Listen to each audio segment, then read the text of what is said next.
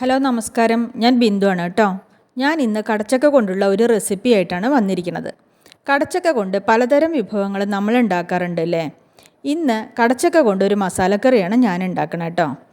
Chicken കറിയുടെ ടേസ്റ്റിൽ കഴിക്കാവുന്ന വളരെ രുചികരമായ ഈ മസാലക്കറി നമുക്ക് വളരെ എളുപ്പത്തിൽ തയ്യാറാക്കാം. അപ്പോൾ ഇതെങ്ങനെയാണ് ഉണ്ടാക്കണമെന്ന് നമുക്കൊന്ന് നോക്കാം. ഇതാണ് നമ്മൾ കറി വയ്ക്കാൻ എടുക്കുന്ന കടച്ചക്ക. ഇതിന് ശീമ ചക്ക എന്നും പേരുണ്ട് കേട്ടോ. പക്ഷെ ഞങ്ങളുടെ ഇവിടെയൊക്കെ കടച്ചക്ക എന്നാണ് പറയുക. ആദ്യം ഇത് തൊലിയൊക്കെ ചെത്തി കഷ്ണങ്ങളാക്കി നുറുക്കിയെടുക്കണം. കടച്ചക്ക തൊലിയൊക്കെ ചെത്തി കഷ്ണങ്ങളാക്കി വെള്ളത്തിലിട്ട് വെച്ചിട്ടുണ്ട് കേട്ടോ. കടച്ചക്ക നുറുക്കി കഴിഞ്ഞാൽ എപ്പോഴും വെള്ളത്തിലിട്ട് വെക്കണം, അല്ലെങ്കിൽ കടച്ചക്കയുടെ കളറ് മാറും, അതൊരു ബ്രൗൺ കളറാവും.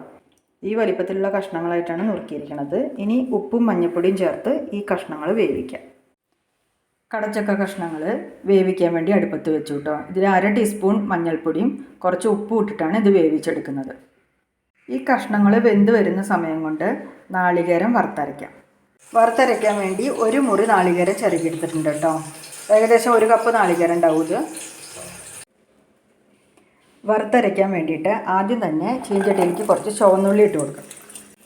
കുറച്ച് വെളുത്തുള്ളി. ചുവന്നുള്ളിയുടെയും വെളുത്തുള്ളിയുടെയും പച്ചമണം മാറുന്നത് വരെ ചെറുതായിട്ടൊന്ന് വഴറ്റി കൊടുക്കാം.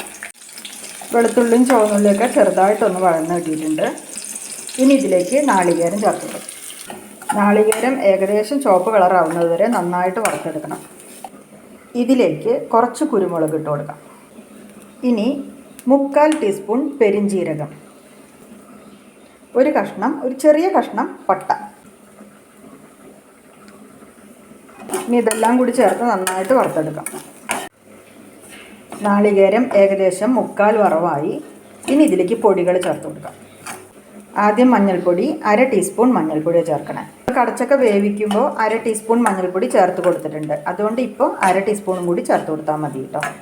ഇനി മഞ്ഞൾപ്പൊടി നന്നായിട്ടൊന്ന് വഴന്ന് വരട്ടെ. നന്നായിട്ട് ഇതിൻ്റെ മഞ്ഞൾപ്പൊടിയുടെ മഞ്ഞൾക്കുത്തൊന്ന് മാറട്ടെ. ഇനി ഇതിലേക്ക് 4 ടീസ്പൂൺ മല്ലിപ്പൊടി. പച്ചമണം മാറുന്നത് വരെ മല്ലിപ്പൊടി നന്നായിട്ടൊന്ന് വഴറ്റുക. 3 ടീസ്പൂൺ മുളക് പൊടി ചേർക്കുക. മുളക് പൊടി ചേർത്തിട്ട് നന്നായി വഴറ്റണം. പൊടികളുടെ പച്ചമണമൊക്കെ നന്നായി മാറണം. നന്നായി വഴറ്റിയെടുത്ത് പൊടികളുടെ പച്ചമണമൊക്കെ മാറി. ഇനി സ്റ്റൗ ഓഫ് ചെയ്ത് ഇത് നമുക്ക് തണുക്കാൻ വയ്ക്കും. തണുക്കാൻ വേണ്ടി ചീഞ്ചട്ടിയിൽ നിന്ന് വേറൊരു പാത്രത്തിലേക്ക് മാറ്റി വെച്ചു. ഇനി ഇത് തണുത്തതിന് ശേഷം അരച്ചെടുക്കാം. കടച്ചക്ക നന്നായി വെന്തു. ഇനി ഇതിലേക്ക് അരപ്പ് ചേർത്ത് കൊടുക്കാം. അരപ്പ് ചേർത്ത് നന്നായി ഒന്ന് ഇളക്കി കൊടുക്കാം. ഇതിൽ ആവശ്യത്തിന് കുറച്ച് വെള്ളം ഒഴിച്ചു കൊടുക്കാം. ഇത് ഒരുപാട് വെള്ളത്തോടക്കനെയുള്ള കൂട്ടാനായിട്ട് വെക്കരുത് കേട്ടോ. കുറച്ചൊരു കട്ടി കൂട്ടാനായിട്ട് വെക്കണം, എന്നാലേ ഇതിന് ടേസ്റ്റ് ഉണ്ടാവുള്ളൂ. ഈ കടച്ചക്ക കഷ്ണങ്ങളും ഇതിലുള്ള വെള്ളവും ഇങ്ങനെ സമാസമം നിൽക്കണം. അല്ലാതെ ഒരുപാട് വെള്ളമായി കഴിഞ്ഞാൽ ഈ കൂട്ടാൻ നമ്മൾ ഉദ്ദേശിക്കുന്ന ഒരു ടേസ്റ്റ് കിട്ടില്ല കേട്ടോ. ഇനി ഇത് നന്നായിട്ടൊന്ന് തിളയ്ക്കട്ടെ. ഈ അരപ്പൊക്കെ നന്നായി വേവണം. കറി നന്നായി തിളച്ചു, അരപ്പൊക്കെ നന്നായി വെന്തു. ഇനി ഇത് വാങ്ങി വെച്ചതിന് ശേഷം തണുത്ത് കഴിയുമ്പോൾ കുറച്ചും കൂടെ ഒന്ന് കട്ടിയാവും കേട്ടോ. അപ്പോൾ ഇത് വാങ്ങി വെക്കുകയാണ്. ഇനി ഉള്ളി മൂപ്പിക്കാൻ വേണ്ടി വെളിച്ചെണ്ണ ഒഴിച്ചു കൊടുത്തിട്ടുണ്ട്. ഇതിലേക്ക് ചെറിയ ഉള്ളി ചെറുതായി അരിഞ്ഞതും കറിവേപ്പിലയും ഇട്ട് കൊടുക്കാം.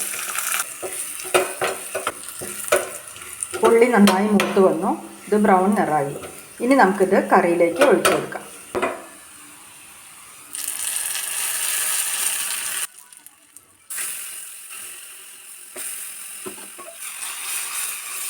കുറച്ച് കറി ഇങ്ങനെ ചട്ടിയിലേക്ക് ഒഴിച്ചിട്ട് പാത്രത്തിലേക്ക് ഒഴിക്കുന്നത് നല്ലതാണ് കേട്ടോ, ഏത് കൂട്ടാൻ വറുത്തിടുമ്പോഴും. അങ്ങനെ നമ്മുടെ സൂപ്പർ ടേസ്റ്റി കടച്ചക്ക മസാലക്കറി ഇവിടെ റെഡി ആയിട്ടുണ്ട് കേട്ടോ. നിങ്ങൾ കടച്ചക്ക കൊണ്ട് ഇതുവരെ ഇങ്ങനൊരു വിഭവം ഉണ്ടാക്കിയിട്ടില്ല എന്നുണ്ടെങ്കിൽ ഒന്ന് ഉണ്ടാക്കി നോക്കൂ. നല്ല ടേസ്റ്റാണ്, ഉണ്ടാക്കാൻ വളരെ എളുപ്പമാണ്. അപ്പോൾ ഈ വീഡിയോ നിങ്ങൾക്ക് ഇഷ്ടമായി എന്നുണ്ടെങ്കിൽ ലൈക്ക് ചെയ്യുക, ഷെയർ ചെയ്യുക, കമൻറ്റ് ചെയ്യുക. പിന്നെ എൻ്റെ ചാനൽ സബ്സ്ക്രൈബ് ചെയ്യാൻ മറക്കല്ലേ. ബെൽ ബട്ടൺ കൂടി ഒന്ന് പ്രസ് ചെയ്യണം കേട്ടോ. അപ്പോൾ അടുത്തൊരു വീഡിയോയിൽ കാണുന്നത് വരെ എല്ലാവർക്കും നന്ദി, നമസ്കാരം.